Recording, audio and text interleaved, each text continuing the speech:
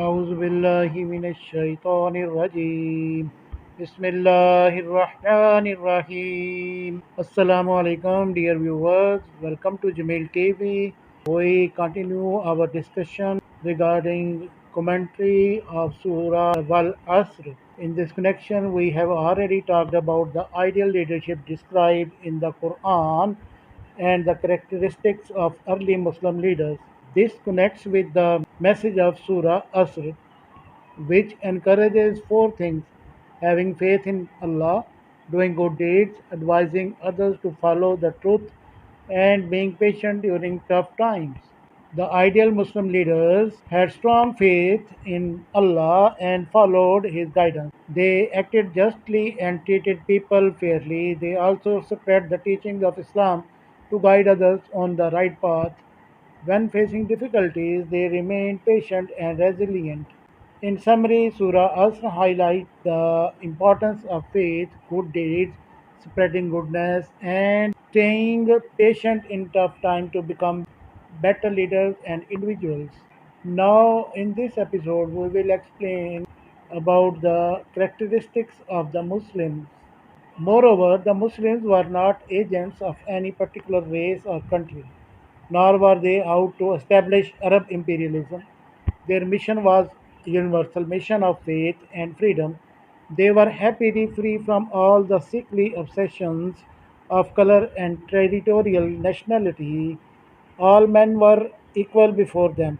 The Quran had pointedly said, O mankind, we created you from a single pair of a male and a female and made you into nations and tribes that you may know each other, not that you may despise each other.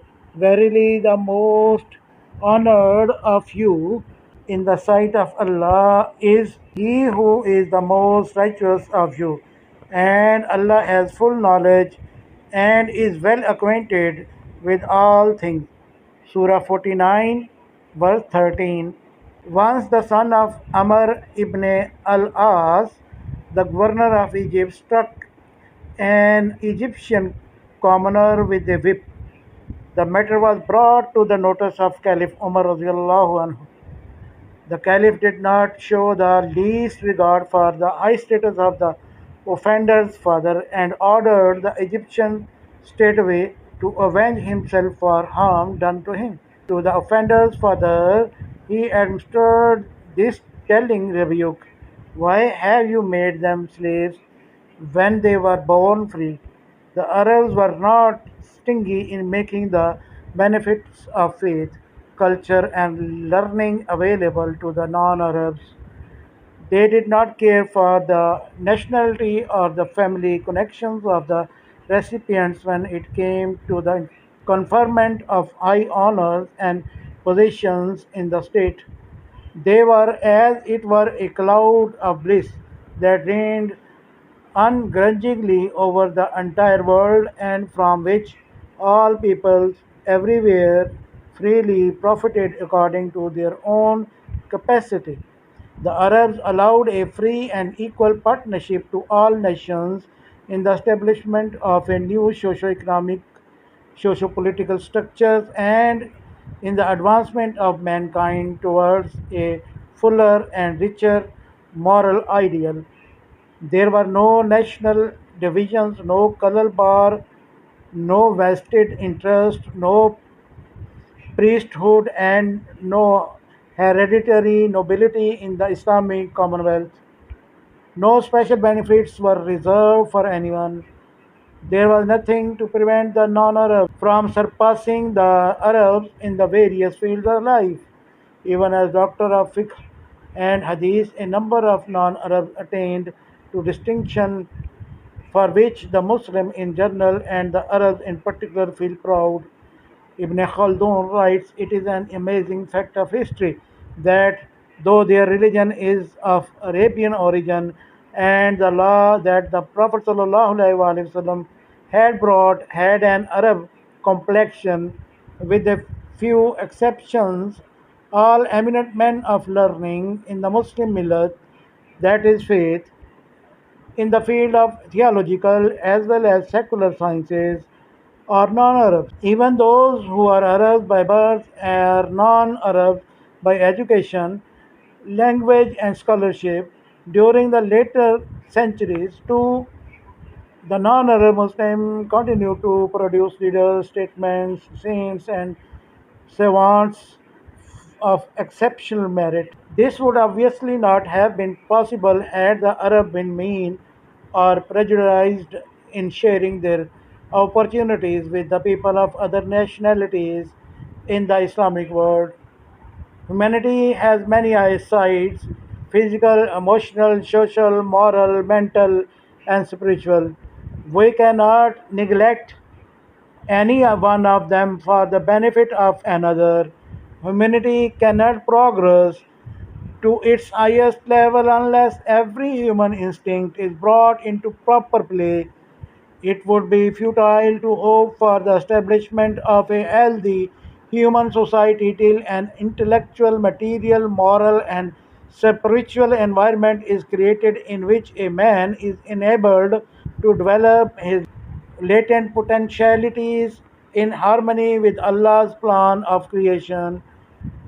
We learn from experience that this goal must remain a dream so long as the reins of civilizations are not held by those who attach due importance to both the material and the spiritual yearnings of life and can, together with having a high moral and spiritual sense, fitly appreciate the claims of flesh and blood upon man and the interrelationship between the individual and the society. Sheikh Nadawi then speaks of the reign of the first four caliphs who ruled after the Prophet ﷺ. We consequently find that no period in the recorded history of the human race has been more auspicious for it in the true sense of the term than what is known among the Muslims as Khilafat-e-Rashida. During this epoch, all the material, moral, and spiritual resources of man were brought into use to make him an ideal citizen of an ideal state. The government was judged by the yardstick of morality, and the morals were judged by their utility to lift humanity in permanent values and establishing justice in human society.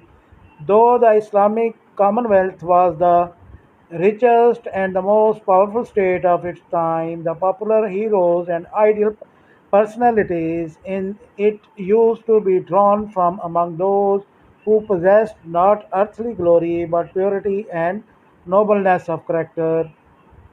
There was no disparity between power and morality. Material advancement was not allowed to overturn moral progress. That is why in the Islamic world the incidence of crime was very low in spite of the abundance of wealth and the great heterogeneity of its population.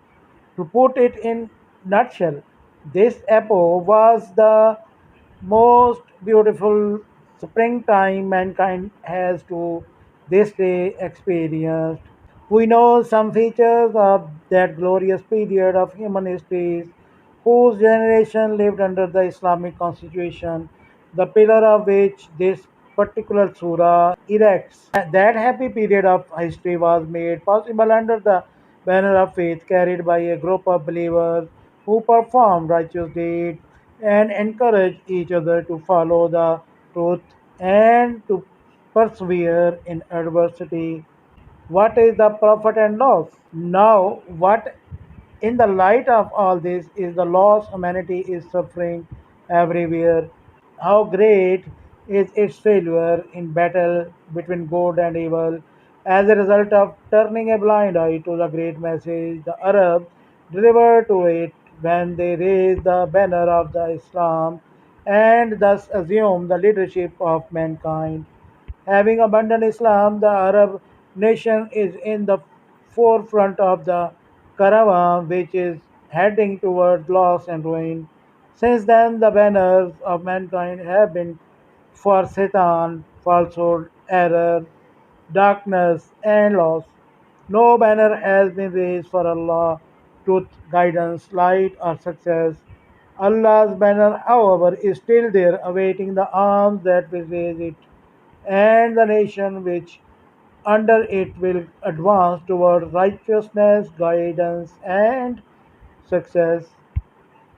All that has been said so far concerned gain and loss in this life, which, though of great importance, is very trivial in comparison with the hereafter. There is an everlasting life and world of reality where real profit is made or real loss is suffered. That is either the attainment of or deprivation from paradise and the pleasure of Allah. There man either accomplishes the highest of perfection allowed for him or completely collapses so that his humanity is crushed and ends up as worthless as pebbles or even worse. On the day when man will look on what his hands have forwarded and the unbeliever will cry, would that I were dust? Surah 78 verse 40 refers. This surah is unequivocal in indicating the path leading humanity away from loss, except for those who have faith and do righteous deeds and counsel one another to follow the truth and counsel one another to be patient in adversity. Verse 3 of Surah Al Asr refers there is only one right path, that is of faith, good deeds, and the existence of a Muslim community whose members counsels one another to follow the truth and to show endurance and perseverance. Consequently, whenever two companions of Allah's Messenger (sallallahu alaihi wasallam) were about to depart from each other, they would read this surah, after which they would shake hands. This was indicative of a pledge to accept this doctrine fully, to preserve this faith, piety, and a willingness to counsel each other to follow the truth and to persevere in the face of adversity. It was a mutual compact to remain good elements in an Islamic society established according to that doctrine and to preserve the foundation of this society.